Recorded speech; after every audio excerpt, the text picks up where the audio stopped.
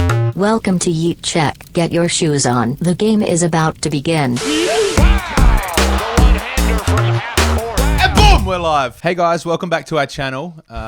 We are the YEET CHECK boys, launching into episode 9. I feel like earlier in the week when I was planning for this episode, I had something to say in the pre-game speech. You had a fire up. This moment here before we launch into the pod is often what we refer to as the pre-game speech, but I don't have any goodness, and I didn't have any goodness last week. That means next week for our double digits episode, our 10th episode ever of the YEET CHECK. Huge. I've got to bring the heat. Yeah, it's two. I've got to two bring flat weeks. the yeet. This is your segment. Yeah, normally it is. Yeah. Anyway, just rub my beard on the microphone. Welcome to YEET CHECK! I'm here today and I am bringing back the Yeets. So yeah, have a great time and don't forget to like and subscribe. There's turmoil in the locker room in Cleveland. Is there? You know, obviously there's the sex lane backcourt, which is Colin Sexton and Darius Garland. But there's a forgotten man in Cleveland, Kevin Porter Jr. He's been away for the team. He's been having some personal issues. Yeah. The Cavs recently traded for, well, Jared Allen was the centerpiece, but Yes. they traded for Taurean Prince as well. Yes. And Kevin Porter Jr. has been away from the team. He came back to the team. It was his first day being like back with the squad in the locker room. And he noticed that his locker used to say Kevin Porter Jr. on there. No. It now says Taurean Prince on Oh, no. it. Whoever's in charge of allocating the lockers, they've obviously looked at it and gone, well, Kevin's not around. Yeah, locker management has So- done an absolute boo-boo. You know, they've shuffled him down. He's down towards the back end of the room. Is he still there? They've just literally relocated So his locker. they took Kevin Porter Jr.'s locker, took his stuff away, put Taurean Prince's stuff in there, and then Kevin is now shifted down a few lockers. You know where they've put him. They've put him right next to the shower. Oh, He's no. right next to where you can't help but see the sausage meat swinging. Oh, no. And he's probably vegetarian, so all he's seeing is aubergine. There's a bin there. You know, there's a bin right in front of him. And it's stinky. Yeah, it's got where- like everyone's like remnants of their drink from the game. Yeah, and pouring out through it. So there's the that- bin juice. There's that bucket full of like all the sweaty jerseys and everything. Everyone's just throwing them. They're getting them. He's going on his shoes. One's got in his locker. It's got on his chains and stuff. Kevin didn't take this well. Of course he didn't. What did he do? Well, this is an article from. Well, actually, it's a tweet, and they'll follow up with what happened. What happened? What happened? Follow it up with what happened. I'll follow it up with what happened. Kevin Porter Jr. grew angry when he entered the locker room and realized the team gave his old locker to Taurean Prince, who was acquired in a trade. Well, I mean, yeah, he is the new prince of the Cavs. Yeah. So you're right. But at that point, you know, it's probably reasonable that he's mildly irritated. You know, put that on. If you had to rate that on an irritated Cam out of 10 scale, I'd be disproportionately irritated. I feel I would be like high 8s. high 8s. Well, I'm like 8.7. are you Kevin Porter Jr.? Okay. Because Porter, whose locker was moved to the wall where the younger end of the bench players reside, began yelling and at one point threw food.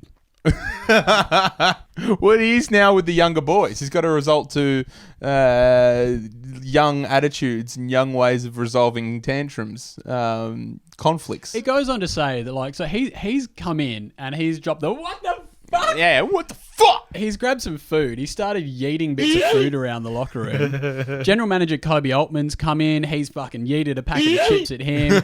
Donuts going in the back of Drummond's head. Coach JB Bickerstaff's come in to try and settle things down. He's got, like, you know, there's a couple fantails flinging around. Like, Not even time to read the bloody fun facts on it. is he justifiably angry to be yeeting food around? No. Food should never be yeeted unless it was to your gob. Food should be eated, not yeeted. Yeah. Yeeted, not eaten. Eaten, not yeeted. No, there's something there. There's something in that. Eated, not yeeted. Grammatically incorrect, but a bit of fun to say, hey? I feel like there's going to be players that really dislike that, but there's also players that are going to really enjoy that. One, namely, JaVale McYeet. And it's not because he loves yeeting things. It's because he has his own YouTube channel. He's a vlogger. And this is just classic... Content. Yeah, this is just classic drama for JaVale McYeet. That's all this is. I think he whipped out the iPhone. You know what thumbnails he can produce now? They threw food where? Yeah. And then just like in the background where he's photoshopped his face on is just Kevin Porter just going like, Yeah. yeeting food And then forward. JaVale McYeet goes, how did they get that in there? face. My favorite part of this article, though, when it talks about JB Bickerstaff. So imagine this: Kevin Porter's walked in, like the coach is in another room. He's not in the locker room with the players. He's hearing this commotion. Like he's seen Kobe Altman's walk in there. He is like Coach Carter at the start of the film. 100%. When he's in the other room and they all start arguing with each other. Teachers ain't supposed to touch students. I'm not a teacher. I'm the new basketball coach.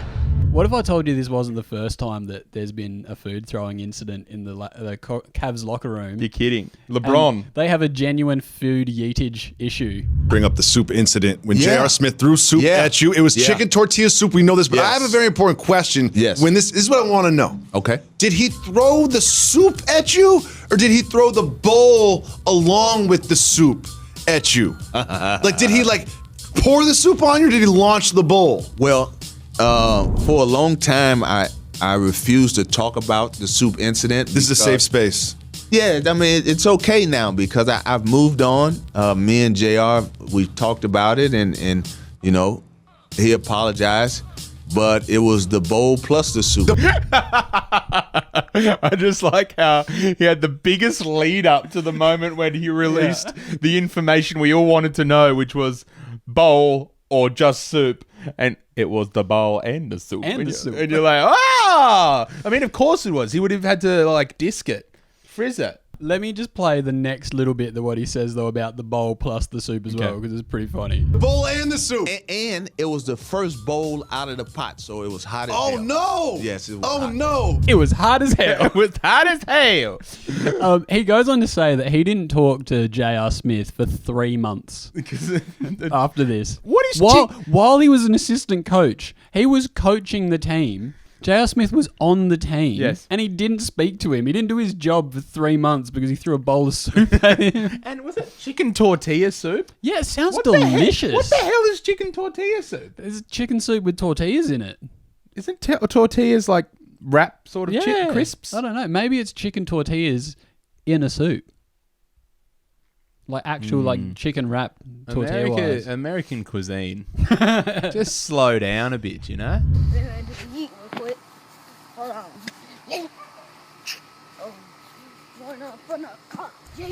I've got a new game for you. A new game? Yeah. Ooh. It's one that I'm really excited about, and I've not yet written the intro. Whoa. This is the tone of what the intro is going to be. Okay, do I need to zen myself for this? No. No? You know, during The Price is Right or... Great show. Like catchphrase, like Burjo's catchphrase or... Great show, great host. Yeah. Yeah, shouts to Burge. You know when you win a prize and it's like all the bells are going off. Kind of like who he play for. Who he play for? Who he play for? Like that. I want to You want the prices right, like Cameron Doyle, come on down. And then the ding ding ding ding ding ding ding ding ding ding ding ding. Like that sort of vibe. Yeah. Do you know this existed? I stumbled across a clip from the great YouTube algorithm. Yep. That I'd like to play. Do you know this existed? Do you know this existed? Or did you know this existed? That's what it actually is. I don't know if that's what I actually said at the start. Doesn't matter. If I said do, it's going to be do from now on. The internet has it now. Yeah. If I said did, bet your ass it's going to be did you know this existed? And this is the clip. Let's take a look at the tail of the tape. Shaq is taller, he's heavier, he has a longer reach, but Oscar has more experience, he's beaten more world champs, and while Shaq's album went platinum, Oscar's was nominated for a Grammy. Over the top! Shaq covers up, Oscar comes in. Look at the footwork! Oh, Muhammad Ali! Do you know this existed? Do you know this existed? No, no, I might. Is this from the show called Shaq Versus? It could be, because I know the show Shaq Versus, which it would make sense, where the whole thing was like Shaq versus insert sports person. Right, because the clip is Shaq Diesel versus Oscar De La Hoya. Which is a middleweight? Yeah, world champion boxer. Very, very good 165 pounder. So I'm pretty sure that's like light middleweight. Yeah.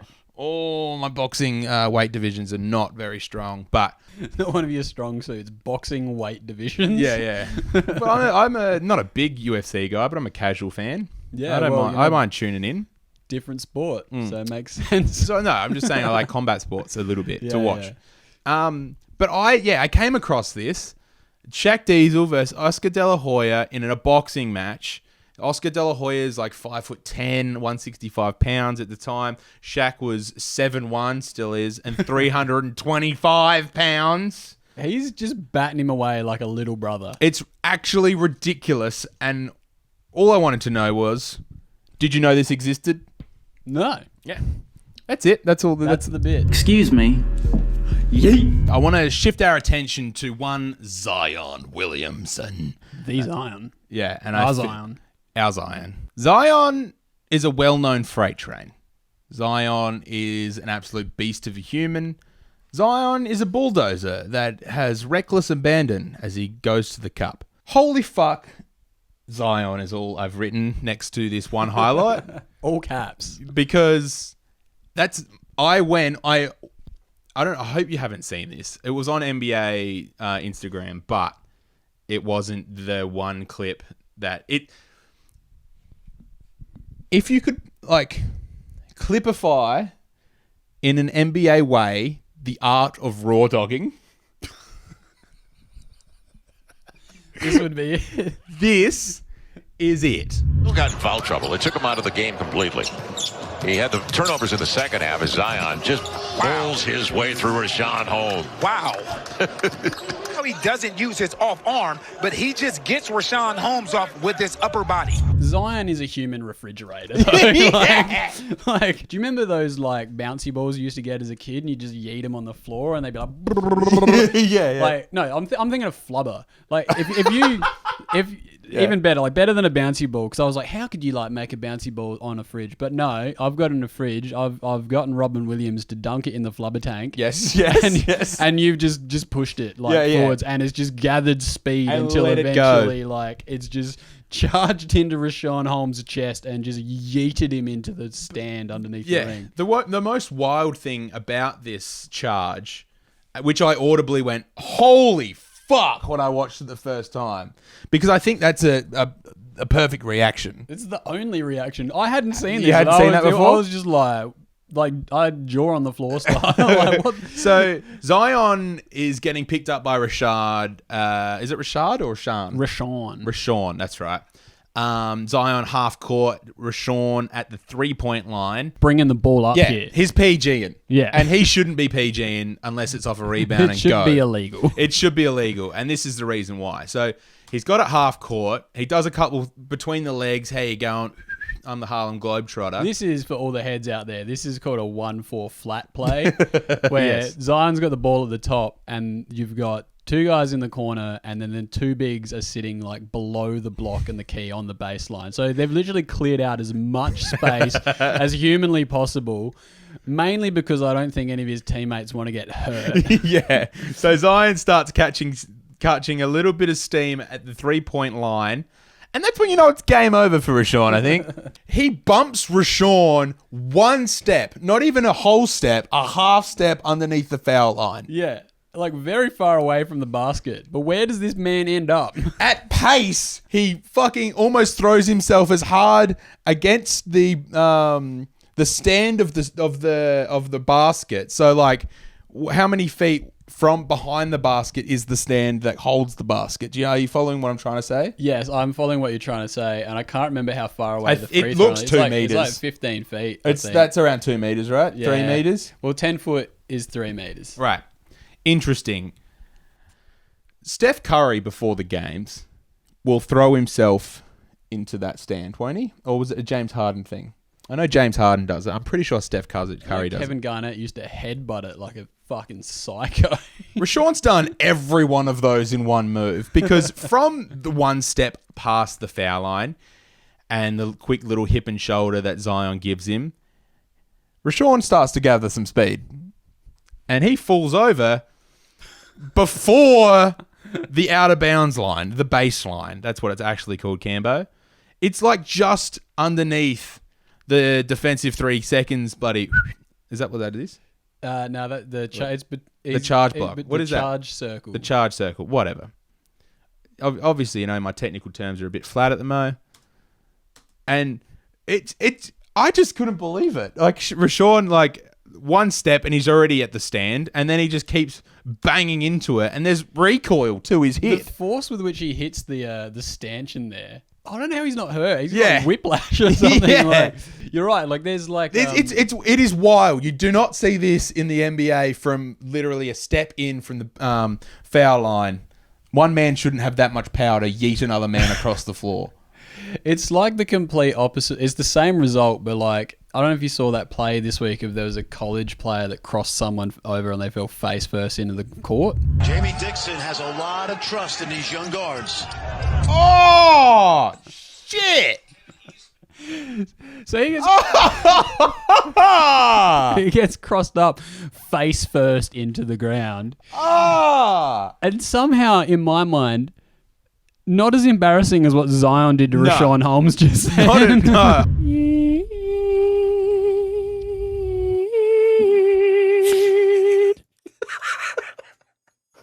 Beautiful.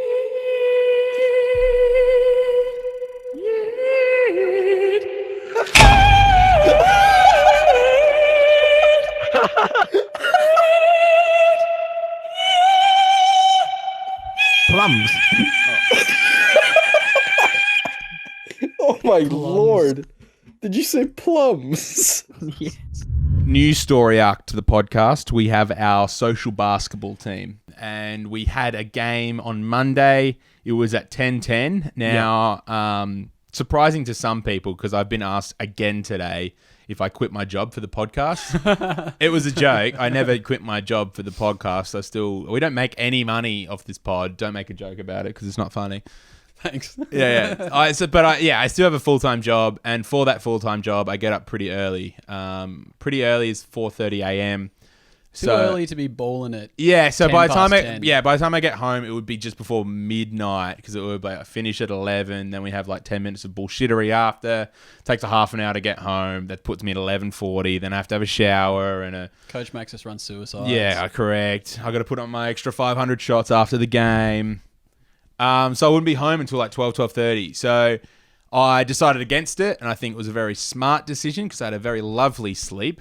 But I also told Matthew, who played in the game, I did. Don't tell me the score, don't tell me the game, run through until we're on the podcast. And now we're at that very moment. Bro, how did we do?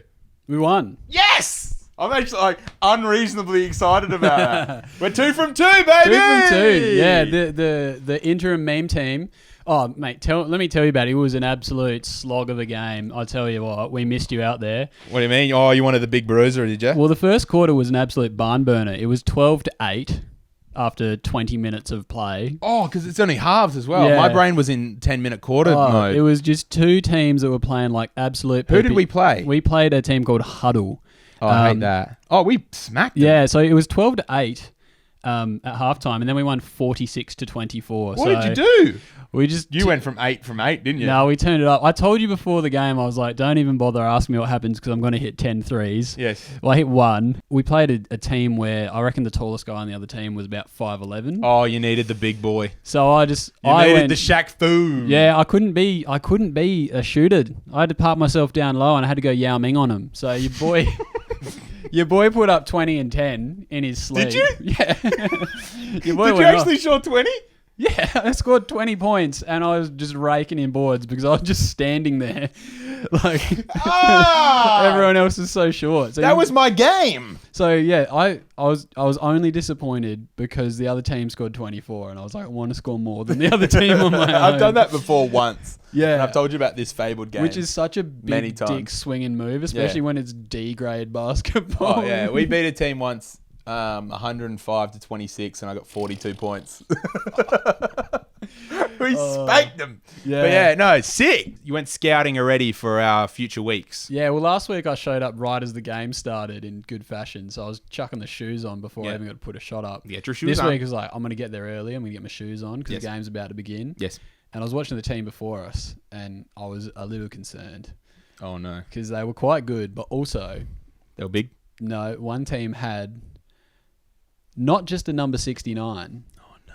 But also a 420. There was a team with a 420. Yeah, they had a 69 and a 420, and I Whoa. was like, "These guys are here to." Are they trying to de-meme throne us? Yeah, they're trying to out-meme us. Are they trying to snatch our little pedestal that we've constructed out of driftwood and cardboard? They're coming for the meme crown. So yeah.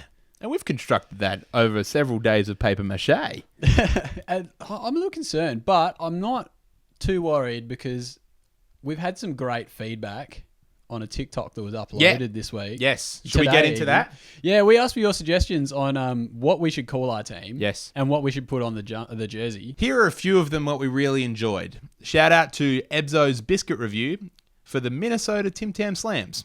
That's great. I love that one. Also, Ebzo's Biscuit Reviews is our favourite guy. Yeah, shout out to Ebzo. But we love Ebzo's. Upload your first talk, Ebzo.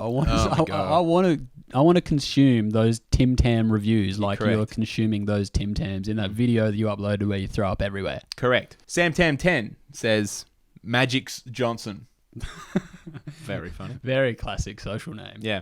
You called this one that it'd be picked. Oh, whoa. If you're from Adelaide, the Adelaide 69ers, which is an homage to the Adelaide 36ers. Very clever. I inboxed you, I was like, Cam, I'm uploading this talk, just to let you know, because we don't cross talk. We gotta populate the talk, separately. I didn't want to step on any talk toes. Yeah. I was like, I'm about to call for suggestions. Yeah, and I'd hate for you to step on my And our team is now called the 69ers. Yeah. And within 5 minutes, the first comment on there was like, call your team the 69ers. Which is very humorous. Well done. We love it. MRO_10 says, cookies and Kareem. I like that one. Staying within the biscuit theme. Yeah. I like how our podcast, yes, it's an AFL and NBA podcast. Underlying tone of biscuits, though. Yeah. Shout out to biscuits. What about DeMontis Sabonis? Yeah, very much along the James Hardon's line. Yeah, I don't want it to be. I don't want it to be phallic in theme, other than unless it was Magic's Johnson, because that's funny. Well, I guess that cuts out the Townsville trouser snake or the 2mm defeater. We initially thought we might just call the team YEET CHECK. But we got a DM on our Insta page today from someone. Yeah. Someone saying, sorry, boys, but... well, actually, two, like I say. We called the meme team at one stage, and one guy came in very hot saying, well, actually, boys... No. This name is taken. Yeah, he Dikembe Mutombo'd us. Yeah. And it was also someone that was playing at Wayville, which is where we play. Is it really? Yeah. So I said, let's settle this on the court. Is he playing Wayville? Yeah. That's kind of weird that we're going to be playing, and he's like, oh, those two dickheads that play. There's like two dumbasses from TikTok. Hey! Another guy was like, hey, we're called the Miami Yeet. Yeah, that's good. And they have a very well run Instagram page with score graphics and everything. Really? Yeah. So that's too much. I don't want to step on those for toes. A social page. Chill. We'll force the team and/or TikTok to make more suggestions, so we can force the team to make a choice. And within 2 weeks, we'll have our names solidified. Yeah. So for the next couple of seasons, probably. Get creative with it, but don't just talk about dicks every time, because it's just as much as dicks are hilarious, they're also unusable con. Yeah, and also it needs to be approved by the stadium. So here's your guidelines. We were called the James Hardons. Yes. That got a tick. Yep. There was a team called Dirty Mike and the Boys, and the Mia Khalifa fan club. Disallowed. So you got to oscillate somewhere between that frequency, between funny dick jokes and porn star tributes. Yeah. Wow, that's exciting news. One of the games of the season, the Nets versus the Bucks, potential Eastern Conference. I saw a preview. few people. Yeah, shout out to King of the Hill, King of the Court, Kenny. King of the Hill. Not King of the Court. Hank. Hank Hill. Yeah. Propane. shout out to you. No. Kenny from King of the Court. What is that? What is his name? Kenny. Oh, you've rattled me now. Do you know the guy I'm talking about? Thinking of Hank Hill. Bobby, don't play with the propane. terribly good impersonation. Like, it is still shit, but it's kind of like I get it. Yeah, I can't do it without laughing because I can do a real we've talked about this before. You need like an in-word to do an accent, and my in-word for Hank Hill is propane because he talks about propane.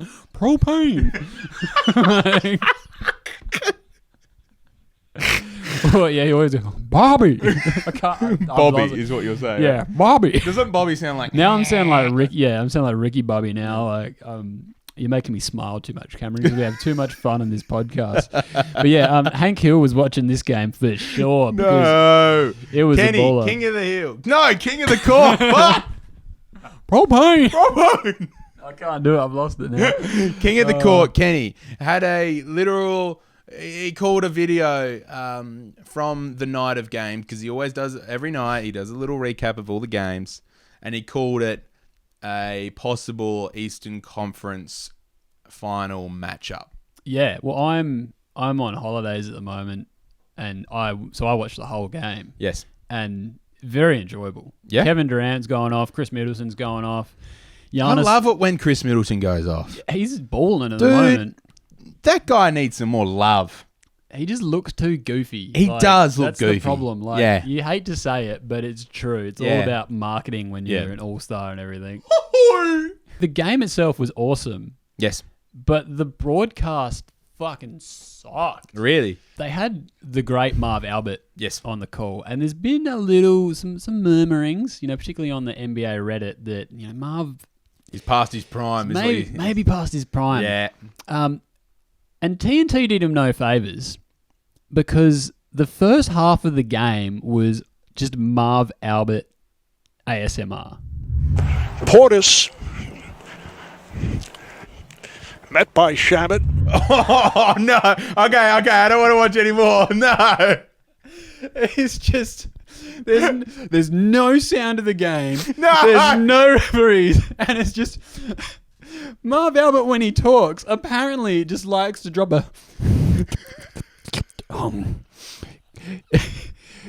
Kevin Durant.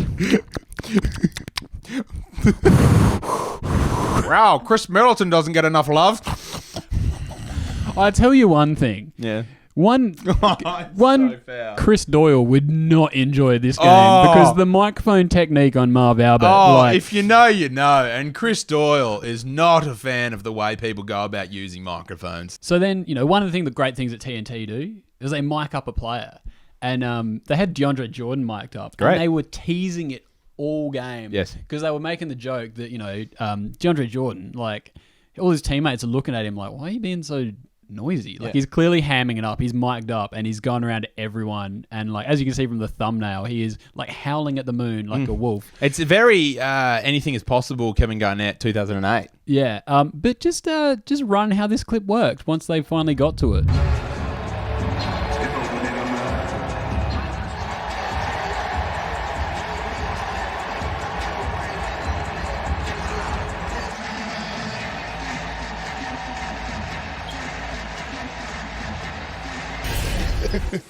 Good job, Fiorello. Fiorello. Good job, Fiorello. That's called a fader. You take your hand, you put it in the mixer, and you slide it up there. You got one job. All you got to do is turn the volume up. Put your hand on the damn mixer and push up. Hey, two dummies, Dumb and Dumber. Oh, my God. Two dummies, Dumb and Dumber.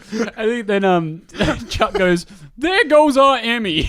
Lloyd and what's the other guy's name? Hey, good job. There goes our Emmys.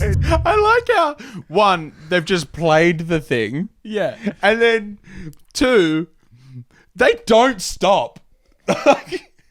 They initiate their good job offense. Yeah. Very quick. Yeah. And Shaq only decided to run with that for about 40 minutes. But even like Ernie's going hard as well. Like all four of them is just like unrelenting assault from the TNT crew. This was the best part of the game. One of the greatest games of the season so far. And the funniest bit was the TNT crew roasting their production crew because they stuffed it up so bad. Even like Look at what happens after the game. It gets worse from here, Cam. Which one? There's that one This there. one? Yeah. So the Brooklyn Nets pull it out. James Harden's been balling out. He's Yeah. suddenly lost 20 kilos Yeah. and he's playing really well. Bro, I mean, let's not talk about fashion, but black is just a very slimming colour. Yeah, well, it did wonders for out of Big that baby J blue. Hardo. Oh, he played the first game in the baby blues for the Nets, those camouflage ones, or tie-dye, I should say, Tie-dye, sorry. yeah. And he was still looking rather slender, but the black, yeah. Oh. Ugh, give me that. Give me 4 Absolutely. James Hardens in the black, thanks. But this is his post-game interview. Like I said, get ready for our next opponent. James, thank you very much. Congratulations on a terrific performance. 13 of 25 from the field. 34 points in all, 12 assists. The Nets go to 9-6, 4 straight wins. Bucks now 9-5. It ends Milwaukee's win streak at 4. They had won 7 of their previous 8. Marv Albert with Chris Webber saying so long. Marv Albert, I don't know, man. I don't know. Like, iconic voice for the NBA. Iconic voice for the NBA. You got to go, Marv. Marv. It's your time, babe. I'm sorry. I'm sorry, Marvy Marv and the Funky Bunch. It's your time. Can we fix this? Like This moment? Just this whole broadcast. Okay. You're a man of entertainment, Cam. Yeah, as are you now, bro. You're in the entertainment biz. In the biz. I know. Like, as a rich and successful entertainment businessman. You make no money. No, literally $0 from this podcast. Yeah. How can we fix this? Like, because a lot of the games are like this where, they've got the fake sound, it's too loud, Yes. the commentators are in a different building, like Yes. a different state. Yes. We saw Kevin Harlan's literally calling games from his basement. Creepy, like, but yes. Yeah, like, can it be fixed or we just have to put Yes. up with this? What we should do to not specifically this broadcast, but to probably Instagram or TikTok, is commentator game. YouTube. We'll do it YouTube. Live stream. We'll live stream us commentating the game. Hell yeah. And that will fix the future, the future, the landscape of the NBA will be changed forever. But I want to do it like 100% as ourselves. Yeah. So We're not going to put on any voices or It'd anything. be you getting really excited, and I would just be on Twitter the whole time, just not interacting with anyone. But my excitement will be matched with an uneducation of the league. If you get us to 50,000 followers on TikTok, we will live stream us commentating one, maybe a final series. That's assuming that we get to 50,000 before the finals. We will, brother. It has to. We will. It has to be a game with one of our boys, and we have several boys in this podcast. Yeah. We've got Zion, JaVale McYeet, which comes with the Sex Sexland Land. backcourt And Lemonello balls. Okay, yeah. And we've reached 50K, and the stars are aligned, and we're all standing on one leg. We'll commentate a game live stream to get us to 50K. I don't get it. Weird flex, but okay. You thought it was a tough week to be Marv Albert. Yeah. Getting shit on by not only Reddit, but the Yeet Check podcast. Yeah, the Yeetles. It's an even tougher week to be a Gatorade Esky, I tell you what. Why? Well, first up, let's run this first clip. James Wiseman having a relatively good rookie season. Yeah, I really like the way Wiseman's going about it. Yeah. Fucking hates Gatorade. So not a lot of court time. Missed all of preseason. And now 5 fouls going to the bench. How about a pair of 7-footers, Reggie? One trying to go coast to coast with a Euro. He's an angry boy. He's just come out with a left-hand jab and just get one of them up, Yeah, he's got 5 fouls in the third quarter. Coach is telling him, bro, we need you for the last. Stop being all angry. Get to the bench. And you could see his eyes like scanning the floor. What can I take my anger out on? Then he sees it. The Gatorade Esky. And he did it with like a clenched fist, but he hit the Esky with like his, is that palm? Like Palm of his hand, If you like think about the way you box and you try and hit the guy with like the knuckles / the front of your fist. Mm-hmm. He hit it on like the inside of his fist. Kind of like a slap, but it was more of a fist. I think that was an intentional fist punch He's obviously a fan of Amari Stoudemire, and remembers the time in the playoffs where the Knicks lost and Amari Stoudemire punched a fire extinguisher and broke his hand. Yeah, well, that's what I mean. He's obviously doing it to avoid. So he's a very sensible angry boy. It wasn't the only yeet that the Gatorade took this week. Watch him, reckless abandon as he catapults into the... Oh, I saw this. James Ennis III just goes catapulting, as they said on the broadcast, into... 1, 2, 3. 3, I think, Gatorade Eskies. And I also love that they've added sound effects to this. They would have had to have, right? That's not local sound. No, that's the sound. That was what happened? That's the sound. Like James It sounds Ennis, like an off-screen car crash. When all the plates and barrels and stuff go everywhere. It was a car crash. James Ennis III is a thirsty boy. He's taking out 3 Eskies at once. Like Give me that red Powerade. He's diving in there like I will be on Triple J Hottest 100 Day this weekend. Ooh, a couple of beers, couple of naughty suds for the boys. Get on the beers. Get on the beers. Get on the beers. Ooh. When you play Grand Theft Auto 5, there's a button you can press to ragdoll yourself when you jump, so you just lose all control of your limbs, and that's what James Ennis did. Like he was diving for that ball, and then he was just like, "I give up." I know what you're talking about, even though I don't game. Although I did download Fall Guys. Whoa! After we played extensively over the weekend, Fall Guys Fridays. Yeah. So I'm all set up for Fall Guys Fridays. Yeah, well, you've bailed on the intro. Now you're bailing on the exit. Yeah. So. Don't worry, though. In episode 10, it's going to be an amazing intro from your boy. Your soy boy. It's your boy, Chicken Soy. That's been Yeet Check. Like, fave, subscribe.